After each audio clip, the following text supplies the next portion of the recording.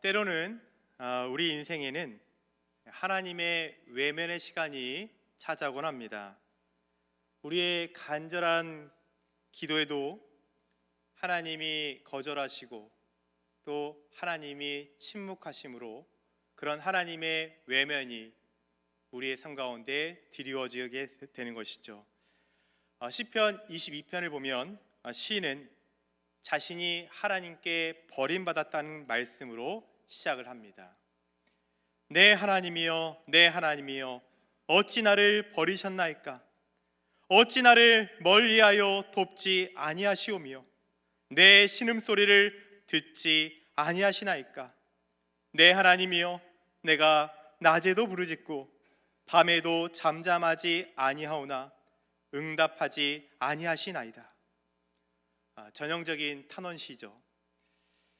이처럼 시인이 하나님께서 자신을 버리셨다라고 말씀하는 데에는 하나님께서 그의 기도를 거절하고 계시기 때문에 그렇습니다. 그런데 성도님들, 탄원시는요 그저 탄원에서 머물고 탄원에서 끝나지만은 않는다는 것입니다. 도리어 후반부에는요 하나님을 찬송하며 그렇게 하나님을 찬양하기로 결단하며 나아간다는 것입니다. 우리 22절 말씀에 내가 주의 이름을 형제에게 선포하고 회중 가운데에서 주를 찬송하리이다. 여전히 시인의 상황은 나아지지 않습니다. 상황은 그대로이고 하나님은 침묵하십니다. 하나님은 외면하시는 것 같은 이 상황 속에서 어떻게 시인은 하나님을 찬양하고 그렇게 결단하며 나아갈 수 있었을까요? 어떻게 그것이 그의 삶 속에 가능할 수 있었던 것일까요? 저는 오늘 지난주에 이어서 믿음으로 예수님을 깜짝 놀랐던 이방인들을 소개하는 시간을 갖고자 합니다. 우리 지난 시간 로마의 백부장의 이야기, 우리가 정말 이스라엘 중 아무에게서도 이만한 믿음을 보지 못하였노라 하는 그 칭찬을 받은 백부장의 이야기를 나눴습니다. 오늘 이 시간은 예수님께 칭찬을 받은 또 한 분의 인물, 바로 가나안 여인의 이야기입니다. 이 여인은 그녀의 그 간절한 기도에도 불구하고 시편 22편의 이 시인의 상황처럼 하나님의 그 외면의 시간을 겪게 됩니다. 그러나 그녀는 이 힘든 과정을 극복하고요 예수님께 믿음을 칭찬받을 수 있었습니다. 대체 그녀가 어떤 믿음을 가졌기에, 어떤 믿음을 소유하였기에 예수님으로부터 이러한 칭찬을 받을 수 있었던 것인지, 그녀와 이 예수님의 대화를 따라가며 진정한 믿음의 모습과 그 신앙의 자세가 무엇인지 오늘 이 시간 함께 살펴보도록 하겠습니다. 오늘 말씀에서 예수님은 당시 유대인들의 관점에서 부정한 그 이방인의 땅인 두로와 시돈 지방으로 들어가고 계십니다. 여러분, 이 두로와 시돈 지방은요 당시 유대인들이 경미하게 여기던 이방인들 중에서도, 이방 땅 중에서도 가장 더럽게 여기며 배척하던 지역입니다. 우리 사진을 잠깐 띄워주시면 두로와 시돈은요 이 갈릴리에서 48km와 80km 떨어진 이 지중해 해안을 따라 위치했던 이 항구 도시로서 항구 도시답게 해상 무역을 통해서 큰 경제적 번영을 이룬 도시들입니다. 그런데 왜 이런 두로와 시돈을 왜 유대인들은 그토록 경멸하고 멸시하였을까요? 그것은 구약의 요엘서에 적혀져 있듯이 이들이 이스라엘 백성들과의 그 신의를 저버리고 남유다 백성들을 노예로 파는 일을 서슴지 않고, 또 경제적으로 번영하다 보니까 얼마나 물질주의가 그리고 우상 숭배가 만연해 있었겠습니까? 그런 물질주의와 우상 숭배로 이스라엘을 죄악으로 물들었던 데 원인을 주었기 때문에 그렇습니다. 자, 그런데 바로 이 지역으로, 이 두로와 시돈 지방으로 예수님께서 들어가셨다는 것이죠.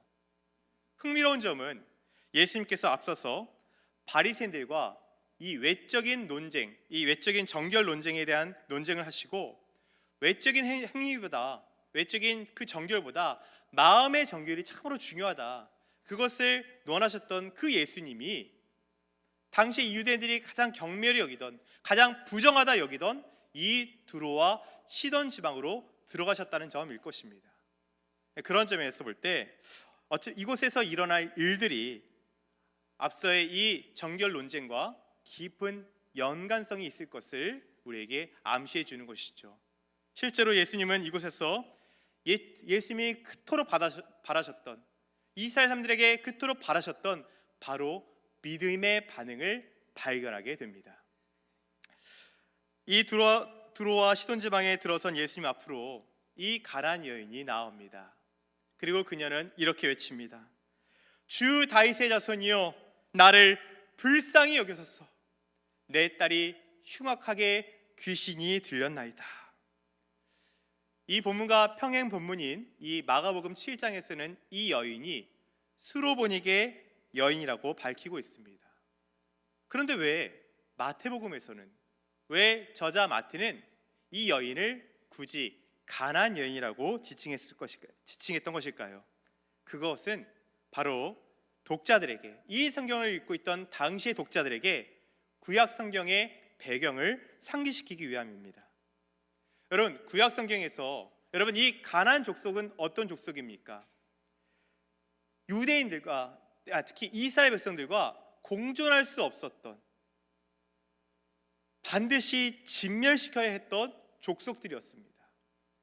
이스라엘을 죄악으로 끌고 가는, 하나님을 온전히 섬기지 못하고 우상 숭배에 빠지게 했던 족속들입니다.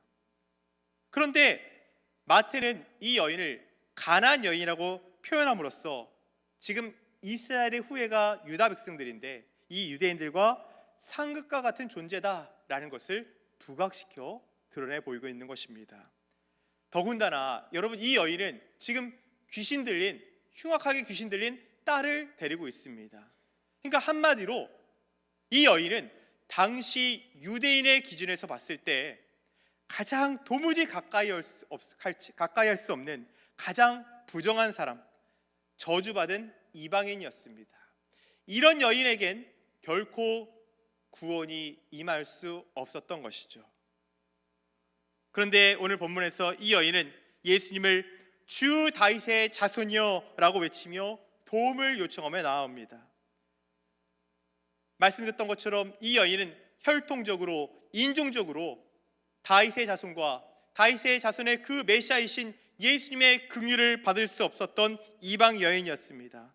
그럼에도 그녀가 예수님께 대하여 다윗의 자손이여 라고 외쳤던 데에는 그녀가 어느 정도 하나님을 알고 있는, 하나님을 경외하는 이방 여인이었거나, 아니면 앞서서 갈릴리에서 이 다윗의 자손이여 라고 외치며 예수님께 나와 치유를 경험했던 사람들의 소문을 듣고 그녀도 똑같이 그렇게 외쳤는지 모르겠습니다. 중요한 것은 어쨌든 이 여인이 간절한 그 소원을 가지고 예수님께, 자신의 문제를 가지고 예수님께 나왔다는 사실입니다. 그런데 이때 예수님의 반응이 이상합니다. 그녀를 본체 만체하며 외면하고 있는 것입니다. 이전의 백부장과는 사뭇 다른 모습입니다. 절박한 그녀의 외침과는 다르게 예수님은 한 말씀도 하고 있지 않습니다. 한 번쯤 돌아보실만 하건만 예수님은 계속해서 침묵하고 계신 것이죠. 이는 명백한 거절의 태도입니다. 그런데 성도님들, 자녀 문제가 있으면 여러분, 어느 부모가 가만히 머물러 있겠습니까? 절박한 심정으로 이 여인은 그 문제를 가지고 계속해서 예수님께 그 문을 두드렸던 것이죠. 너무나도 시끄럽게 소리를 치니까 제자들이 예수님께 나와 이렇게 요청을 합니다. 23절 말씀에 예수는 한 말도 아니하시니 제자들이 와서 청하여 말하되 그 여자가 우리 뒤에서 소리를 지르니 그를 보내소서. 예수님, 좀 어떤 말씀이라도 좀 하셔서 저 여인을 좀 돌려보내세요. 너무 시끄러워서 견딜 수가 없습니다. 예수님이 직접 거절의 말씀을 전하십시오. 이렇게 제자들이 촉구하고 있는 것입니다. 그런데요, 예수님은요 도리어 이렇게 말씀하시죠. 24절에 나는 이스라엘 집에 잃어버린 양 외에는 다른 데로 보내심을 받지 아니하였노라 라면서 다시 한번 단호하게 거절하십니다. 예수님이 오신 목적은 먼저 내 백성 곧 이스라엘 이 양떼를 다시 돌아오게 하는 데 있다. 내 목적은 바로 거기에 있다라면서 예수님이 말씀하신 것입니다. 로마서 1장 16절에 먼저는 유대인에게요 그리고 헬라인에게로다라는 말씀과 같이 적어도 이 공생의 기간만큼은 예수님의 그 사역의 우선순위가 바로 유대인에게 있음을 예수님이 다시 한번 천명하신 것입니다. 여러분, 이처럼 예수님은요 지금 이 여인의 간곡한 부탁에도 불구하고 제자들을 통해서 그렇게 거절의 반응을 보이신 것입니다. 그런데 이 여인은요 참 끈기가 대단합니다. 포기하지 않습니다. 저희 그 둘째 딸이요 꿈이 아이돌 가수입니다. 가끔 이제 TV에서 나오는 뮤직비디오를 틀어놓고요 열심히 노래하면서 이제 춤을 따라해요.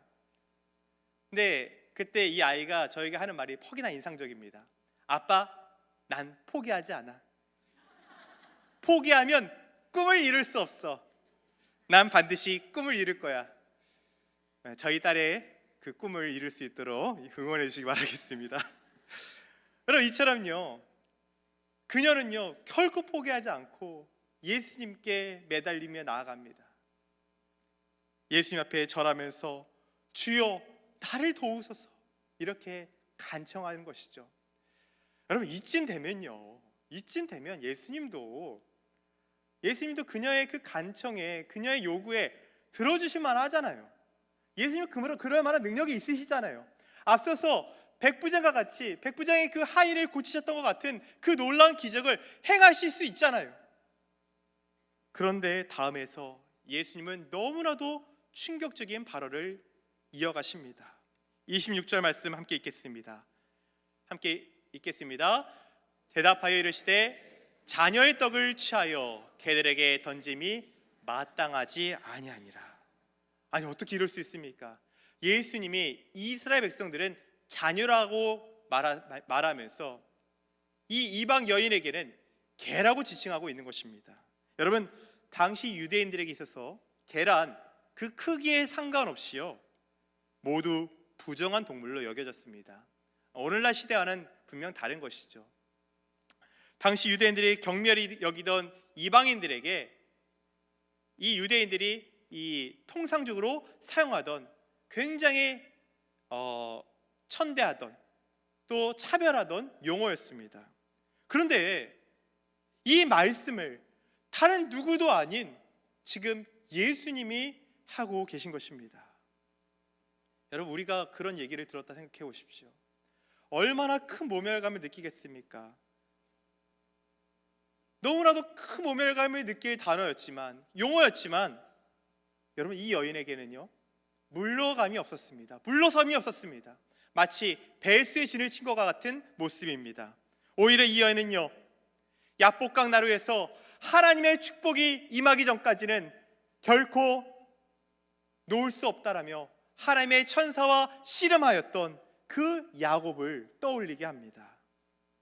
그리고 오히려 당시 이방 사람들은요 오늘날과 같이 가정에서 이 개들을 애완견으로 키우곤 했습니다. 그런 가정에서 키우는 애완견의 사례를 들며 이렇게 응답합니다.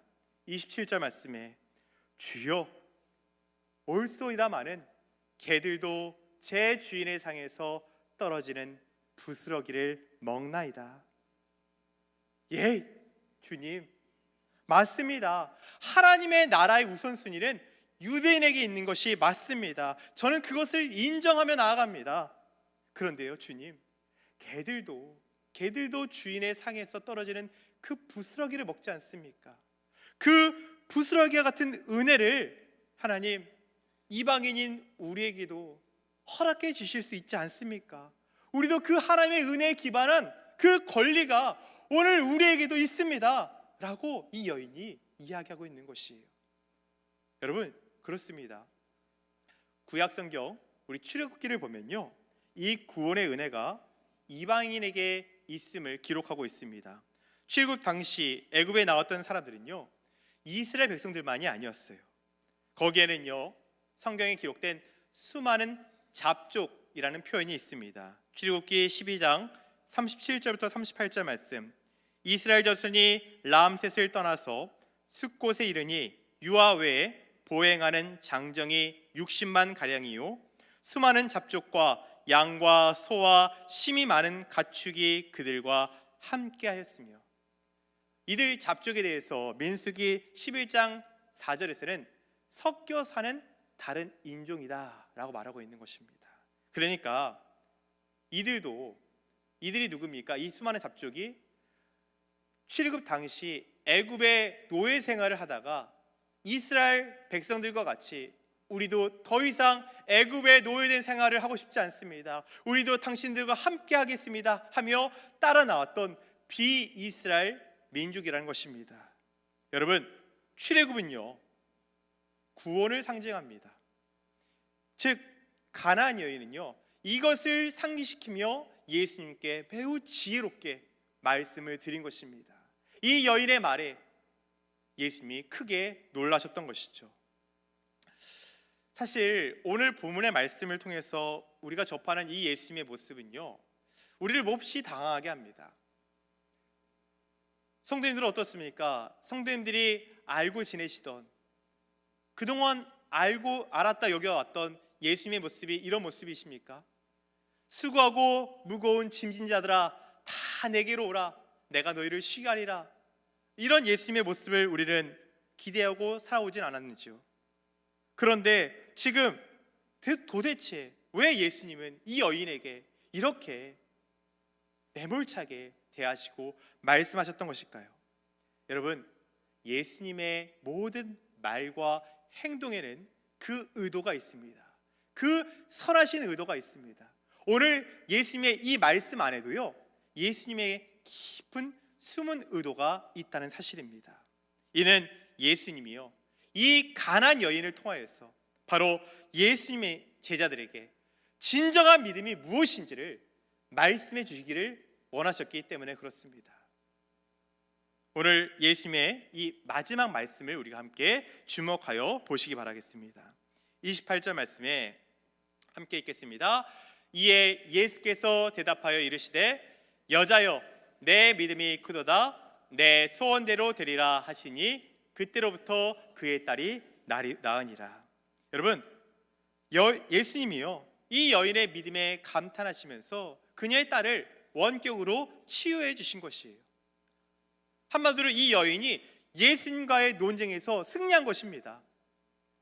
그러면서 예수님이 이제 여자여 내 믿음이 크도다 라고 얘기하시는데, 이 개정 성경에서는, 이 한글 성경에서는요, 그 번역이 생략되었지만 그러나 이 서두에 어떤 단어가 붙냐면 오 라는 단어가 붙습니다. 오 여자여 내 믿음이 크도다. 그만큼 이 여인의 믿음의 반응이 예수님의 기대치를 너무 상회하는, 너무 뛰어넘는 그 놀라운 반응이었다는 것을 지금 감탄하면서 보여주시는 것입니다. 오 여자여 내 믿음이 크도다 라면서 이 여인을 칭찬하고 계신 것입니다. 여러분, 이 표현이 너무나 중요해요. 왜냐? 앞서서 마태복음 14장 말씀에 보면 베드로가 물 위를 걸어오시는 예수님을 바라보며 자신도 그 물 위를 걷겠노라고 예수님께 나아갑니다. 예수님이 허락하시자 그가 그 물 위를 걸어갔던 것이죠. 그런데 이미 불고 있던 그 풍랑을 바라본 나머지 그 물에 빠져들어갑니다. 그때 예수님이 그를 건져주시면서 뭐라고 말씀하십니까? 믿음이 작은 자여 왜 의심하였느냐? 한마디로 명백한 비교의 말씀이에요. 이 가난안 여인에게 여자여 내 믿음이 크도다와 제자들에게 내 믿음이 작도다 라는 이 두 표현은 지금 대조된 말씀인 것입니다. 즉 예수님은 제자들아 하적교의 성도들아, 내가 너에게 기대했던 반응이 바로 이 반응이다. 이것을 말씀해 주고 있는 것입니다. 여러분, 이 여인의 믿음이 왜 대단한 것일까요? 먼저는요, 그녀에게 닥친 그 문제를 자신의 힘과 능력으로 해결하려 하지 않고 주님 앞에 가지고 나왔다는 것입니다. 어려움 가운데서도 믿음으로 나갔던 것이죠. 또한 그녀는 주님의 그 외면에도 불구하고 끝까지 주님을 신뢰했던 데 있습니다. 마지막으로 그녀는 자신을 부인하면서 자신을 내려놓고 믿었다는 것입니다. 이처럼 이 여인의 모습은요, 기도의 모범이 되어질 뿐만 아니라 믿음의 모범이 된다는 사실입니다. 이 여인은 절망스러운 상황에서도 예수님을 굳게 붙잡았습니다. 예수님의 그 매몰찬 거절과 외면과도 같은 시간 속에서도 그녀는 예수님을 결코 놓지 않았다는 데 있습니다. 여러분, 바로 이것이 예수님이 말씀하시는 큰 믿음입니다. 성도님들, 우리는 흔히 큰 믿음이다 라고 하면 어떻게 생각합니까? 산을 옮기고 어떤 대단한 큰 일을 이루는 것이야말로 큰 믿음이다 라고 생각을 합니다. 그런데 오늘 예수님이 말씀하시는 큰 믿음이란, 진정한 믿음이란 무엇입니까?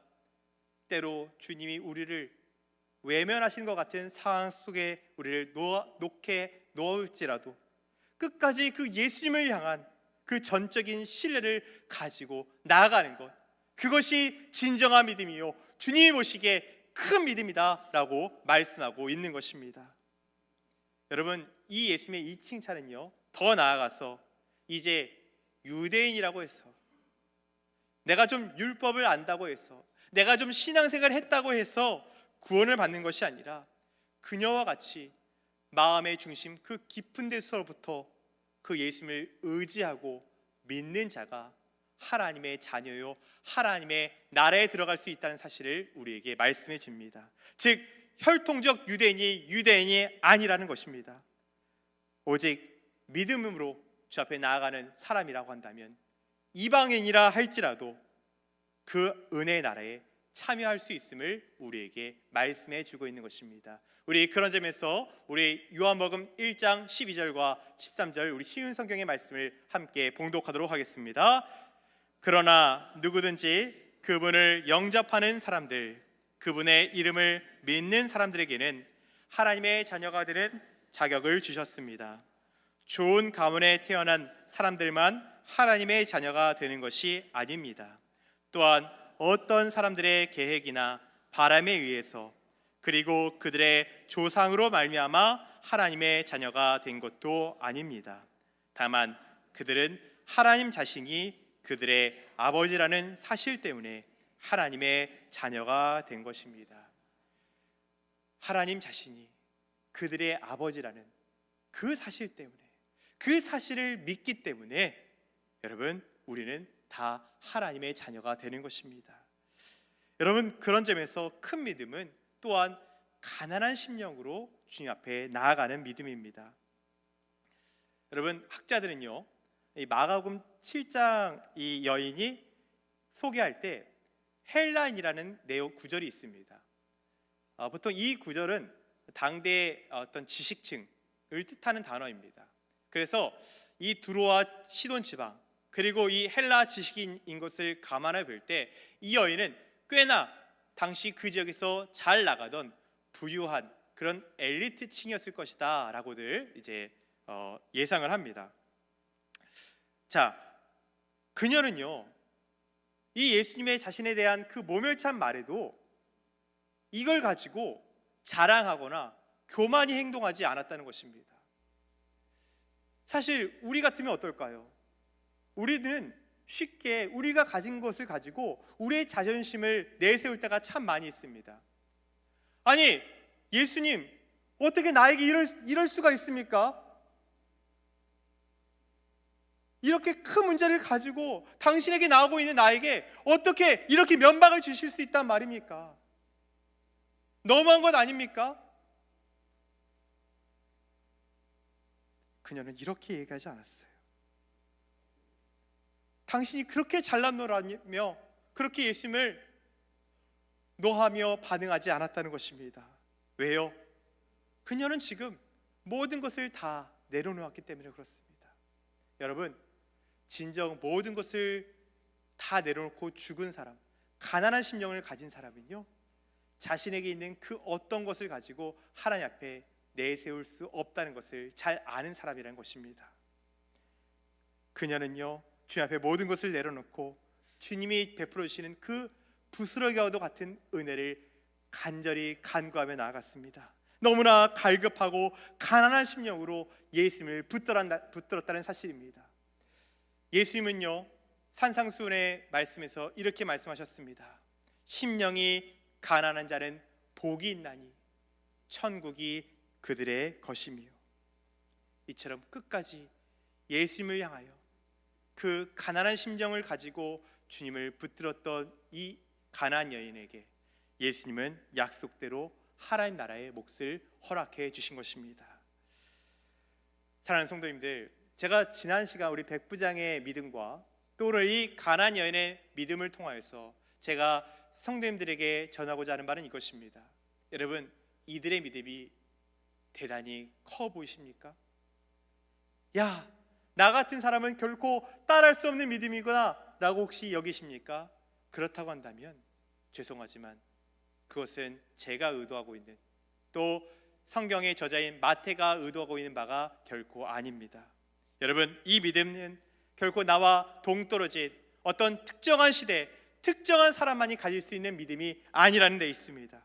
여러분, 이들이 여전히 무명의 사람들로 기록된 데에는 그것은 오늘 이 시간 이 성경의 말씀을 읽고 있는 오늘 우리도 바로 그러한 믿음을 가져야 한다라고 지금 성경의 저자인 마태가 우리에게 촉구하고 있다는 것입니다. 우리에게 그런 믿음을 하나님은 요구하고 계시다는 것입니다.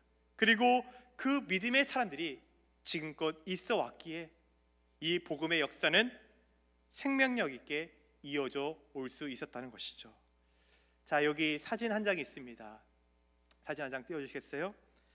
저에게 깊은 인상을 주고 참 영감을 주는 사진입니다. 이 사진이 언제 누구에게서 찍힌 사진인지는 알 수 없지만 아마 6.25 이후 그 전후 복구와 경제적 어려움 속에서 하나님 앞에 간절히 나아가 기도하고 있는 그 어머니의 모습을 담고 있습니다. 아기를 포대에 싸고요, 부르짖어 기도하는 그 간절하고 가난한 심령이 이 사진에서 느껴집니다. 그런데 성도님들, 어디 이 어머니만 이렇게 기도했나요?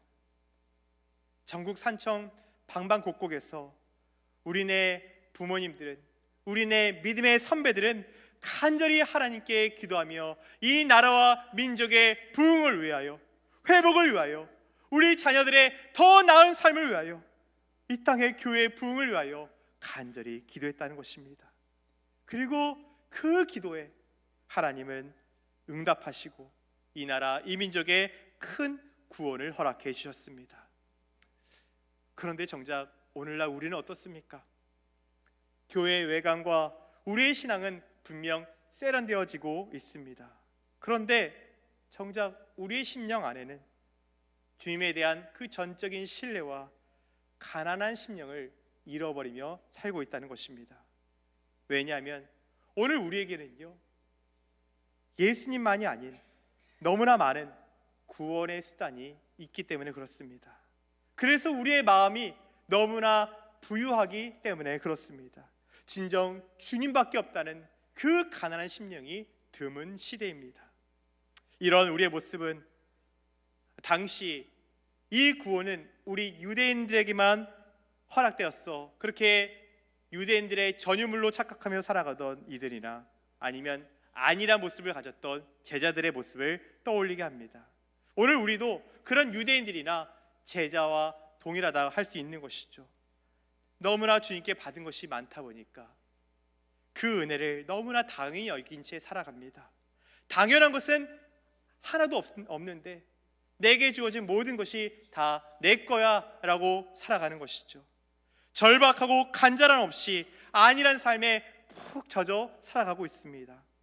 만약 우리가 예수님을 온전히 믿고 바라보지 못한다면 우리 역시도 장차 오실 그 주님 앞에 우리도 똑같이 주님과 예수님의 제자들과 같은 책망을 받을지 모른다는 사실입니다. 사랑하는 성도 여러분, 그렇게 오늘 시간 우리의 믿음은 각성되어야 합니다. 어려움과 시험 속에서 때론 내 기도가 응답되지 않고 그 거절되는 상황 속에서 지금 점점 지쳐만 가고 계십니까? 하나님의 외면적인 상황을 지금 마주하고 계십니까? 여러분, 사람이 죽는 것은요, 여러분, 환경이 어려서가 아닙니다. 삶의 소망, 그 희망을 잃어버렸기 때문에 그렇습니다. 여러분, 그렇기 때문에 소망을 가지고 있는 한 어떠한 불안 환경 속에서도요, 우리는 견딜 수 있습니다. 그리고 그 소망을 주시는 분이 누구십니까? 그 소망을 외면치 않고 우리를 향해 약속해 주신 분은 누구십니까? 바로 예수님이십니다. 성도 여러분, 밤이 깊을수록 새벽녘 동뜰 때는 가까이 오고 있습니다. 모든 것이 사라졌다 해도 소망 되신 예수님을 끝까지 붙잡고 나아가는 한 여전히 끝은 아닙니다. 가나안 여인은 예수님의 이 의도적인 외면함에도 믿음으로 이를 극복했습니다. 그리고 큰 믿음으로 인정받을 수 있었습니다. 예수님만이 우리 삶의 소망 되심을 깨닫고 그 예수님을 간절한 마음으로 갈급한 심령으로 붙잡고 나아가시기를 주의 이름으로 축복합니다.